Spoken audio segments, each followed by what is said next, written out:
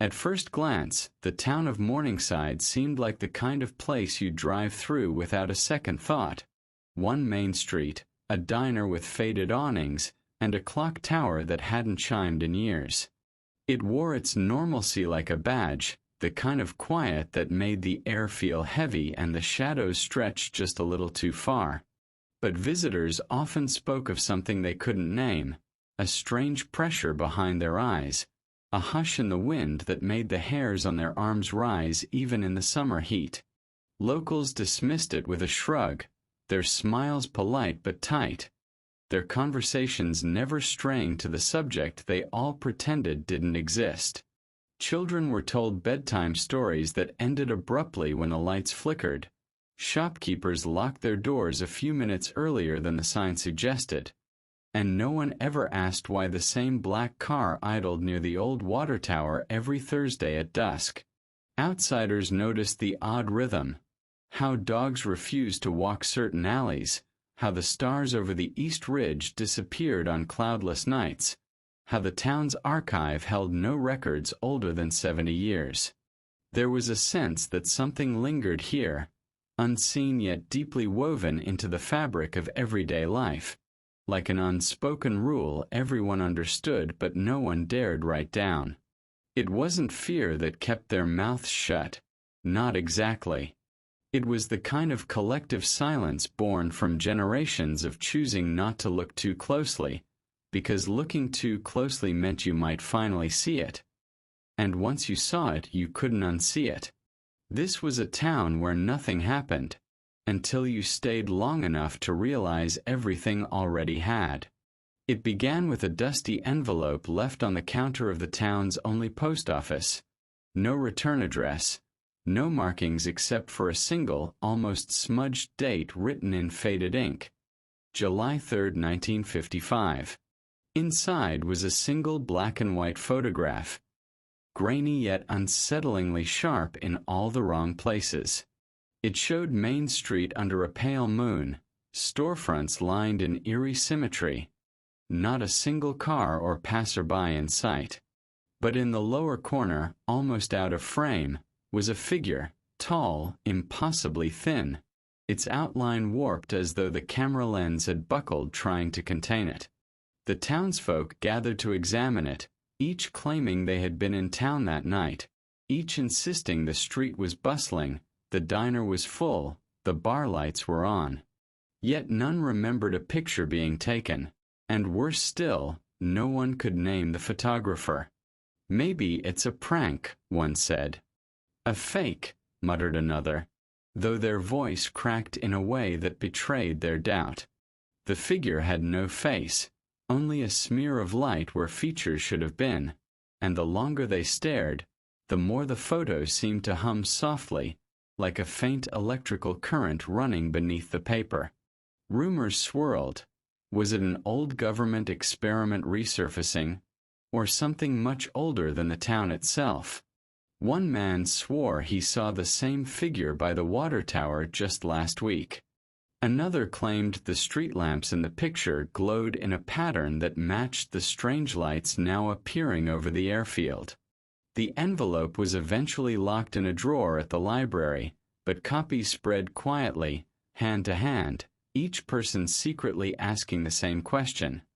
If you found a photograph like this, one you were certain never existed, would you keep it as proof, or destroy it before it could be seen again? The first night it happened, only a handful of people saw it, just after midnight, when the town slept and the world seemed to pause. Over the rusted chain-link fence of the old airfield, lights began to drift into formation. 5 perfect orbs, suspended in the darkness, neither blinking nor swaying with the wind. They didn't belong to any plane, too still for a drone, too precise for a trick of the eye. They glowed with a color that was hard to name, somewhere between moonlight and static, and when they appeared, the crickets stopped chirping, the highway went quiet, and even the air felt different, thicker, as if holding its breath. By the second week, more people noticed. Farmers paused their tractors. Night shift workers pulled over just to watch. The lights always appeared in the same pattern, always at the same hour, and always vanished without a trace, leaving the sky black and empty as if they had never been there. No one called the authorities, not because they didn't care, but because they already knew how that would end. The last time someone reported something like this, men in unmarked uniforms came, asked questions that weren't really questions, and left with boxes of faulty equipment that never made their way back. Now they just whispered. At the diner, at the gas station, over cups of bitter coffee, they shared their theories. Weather balloons, satellites, ghosts of the airfields passed.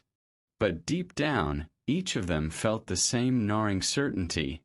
This wasn't the first time those lights had come, and it wouldn't be the last. And though no one said it out loud, they all wondered, what would happen if the lights one night chose not to leave?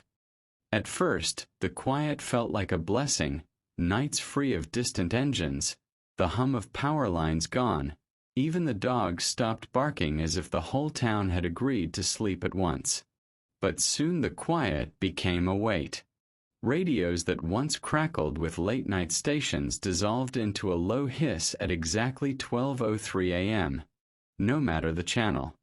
Birds stopped migrating over the eastern ridge, their usual chatter replaced by nothing at all, and the trees along the old airfield road stood like sentries, their branches motionless even when the wind howled through the rest of town. People whispered about it, but never loudly, glancing toward the locked gates of the airfield where heavy chains now hung, chains that hadn't been there the week before. Each morning, though, fresh tire tracks traced long arcs across the frost-bitten gravel, leading to nowhere and from nowhere, as if someone or something had come and gone while the town slept. Children began daring each other to get closer, their breath forming nervous clouds as they counted the seconds before running back. One boy, no older than 12, swore he heard a low hum beneath the stillness, a sound that seemed to pull at him like a thread, unraveling his sense of distance until the lights no longer looked so far away. That night, when the sky dimmed and the world held its breath again, he went after them, lantern in hand, footprints trailing into the pale dirt. By morning, the only thing left were those same tire tracks, and a single shoe turned sideways at the gate, pointing toward the lights that no one would speak of come sunrise. When the search parties returned at dawn, their boots heavy with dew, it wasn't just the missing boy that unsettled them, it was the clock on the church tower. It read 6:47 a.m., but the sun was far too high, the air too warm, and the shadows stretched in ways they shouldn't have. Those who had gone out swore they'd only been gone a few hours, yet their watches all blinked the same frozen time. 2:13 a.m. phones were dead, their batteries drained as if something had leached the charge from the air itself. One woman insisted she had left her baby sleeping when the lights first appeared, but when she returned, the infant was a week older, his fingernails longer, his gaze strangely distant, as if he'd been watching something she couldn't see. By mid-morning, the town was a knot of quiet panic, neighbors huddling on porches, whispering about lost hours that stretched like holes in their memories. It was then that Mr. Calloway, the retired night guard from the airfield, spoke for the first time in years. His voice cracked like dry timber as he muttered, "It's happening again." They pressed him for details, but he only shook his head and looked toward the ridge, where the lights had once burned. He said the same thing had swept through the town decades ago, leaving empty barns, clocks that spun backward, and men who woke up with snow in their hair though it was midsummer. "Time doesn't move the way you think out there," he said. "It folds." And with that, he closed his door and turned the lock, leaving the town to wonder just how many nights had truly passed, and what else might have slipped through with them. 3 nights after the search was abandoned, the boy appeared at the edge of town, barefoot, clothes stiff with dry dew, eyes wide as if he had been staring into a light no one else could see. He did not cry, did not speak at first, only raised his head to the night sky and smiled faintly at constellations no one had named. When his mother wrapped her arms around him, she flinched.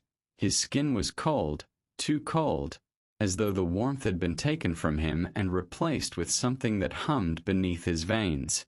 Doctors examined him, found no wounds, no signs of harm, yet his pulse flickered strangely, and when they asked him where he had been, he whispered, "Beneath the mirror sky, where faces have no mouths." His words chilled the room. He spoke of towers made of glass that reached both up and down, of hands that never touched but always hovered, of a humming that grew louder the longer he stayed. By dawn, he was charting stars no telescope had recorded, mapping routes between worlds with the ease of a scholar twice his age. Specialists were brought in from the city, but none could explain how a 12-year-old boy, who had barely learned fractions, now knew the names of distant clusters only seen by deep space probes. At night, he would wake and stand at the window, tracing shapes in the fogged glass, waiting for something, someone to return. His mother locked the doors, nailed the windows, but still he whispered to the empty fields beyond the ridge, asking them when they would come back. If this were your child, found safe but speaking in riddles no doctor could explain, what would you have done? Hold him close or send him away before he changed again? It started with a leak in the library basement. Harmless enough, or so they thought. The janitor, an old man with more keys than stories, went down to shut the valve and found his mop sinking into a crack in the floor, the concrete crumbling as if it had been hollow for decades. Beneath the splintered tiles lay a rusted hatch, sealed with a chain that looked older than the building itself.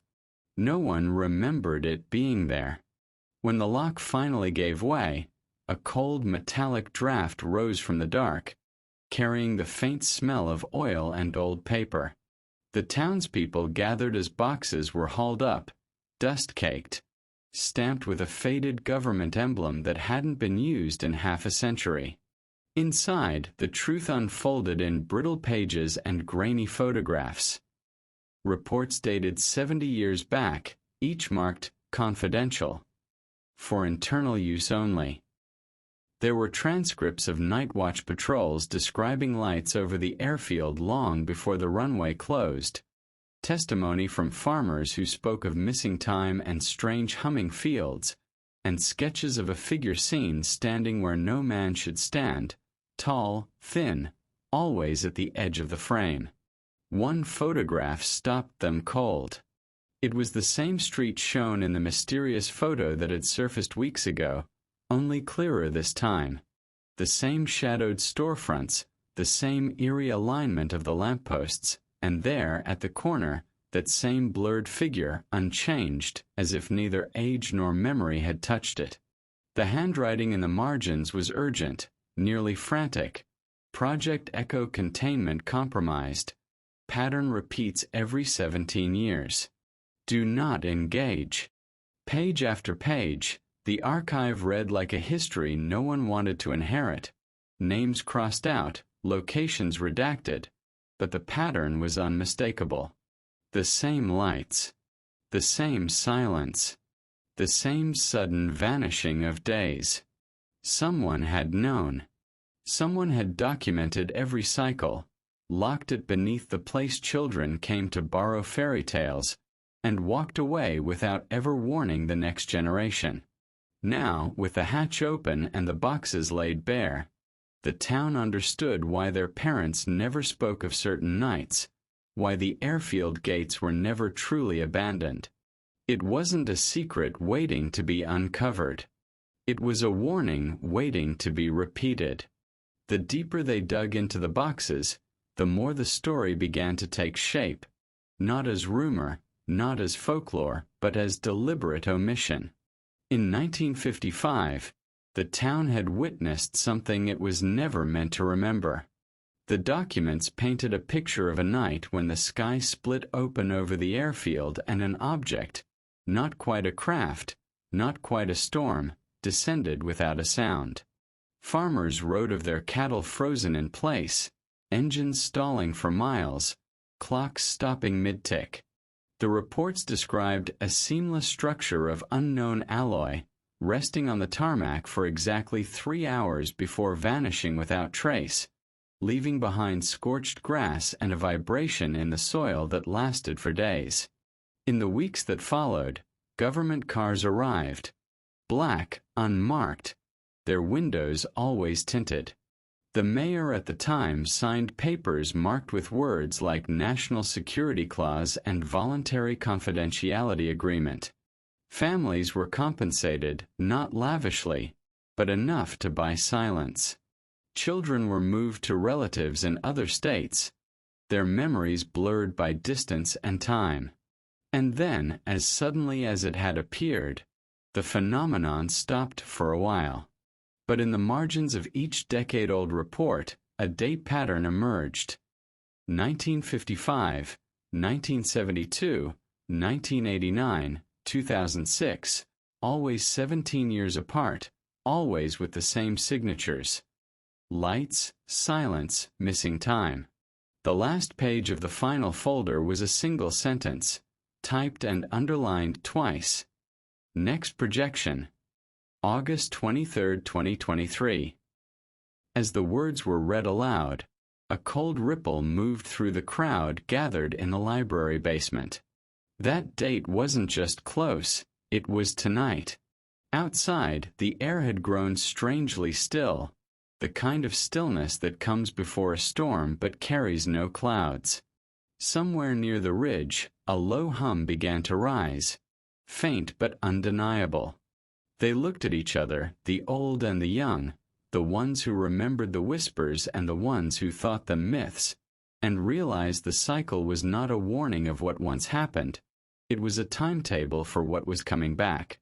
Night fell like a curtain drawn too quickly, swallowing the last streaks of dusk in an unnatural hush. Windows that usually flickered with the soft blue glow of televisions now held only silhouettes. Neighbors standing rigid, eyes fixed on the horizon where the ridge met the sky. At first it was a faint shimmer like heat rising from asphalt, but then the lights bloomed, brighter than they had ever been, closer than memory had warned. 5 perfect orbs hovered in precise formation, their glow cold and deliberate, painting the rooftops in a pale, trembling wash. The low hum that followed was not heard so much as felt, a vibration in the bones, a pressure behind the eyes, growing in rhythm with the lights until it matched the throb of a heartbeat. Doors remained shut. Curtains trembled from unseen drafts. Somewhere, a dog whimpered once and then went silent. The town, for all its decades of denial, now stood awake together. Children clutching toys, elders clutching secrets, and no one stepped outside. They didn't need to. The lights were already here, closer than the airfield now, close enough to cast double shadows on the walls.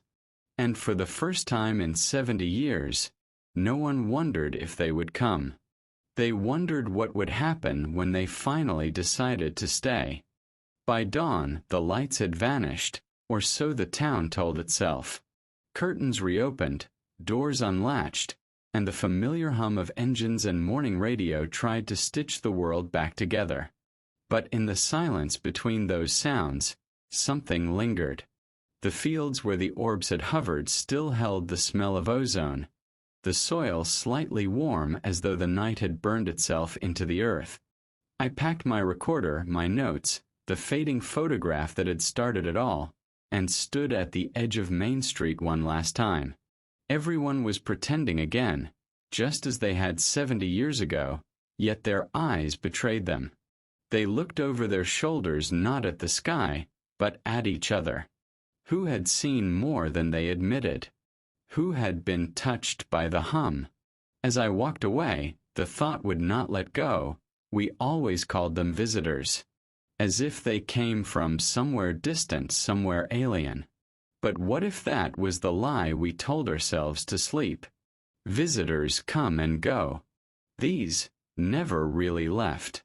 They were here before our maps had names. And when the lights dim, they do not retreat, they wait. So I leave you with this. When the night bends strangely, when the power flickers without reason, when the air tastes like rain though the skies are clear, ask yourself, not if they will return, but where they are watching from now. Do you think they ever left? Or are they still among us?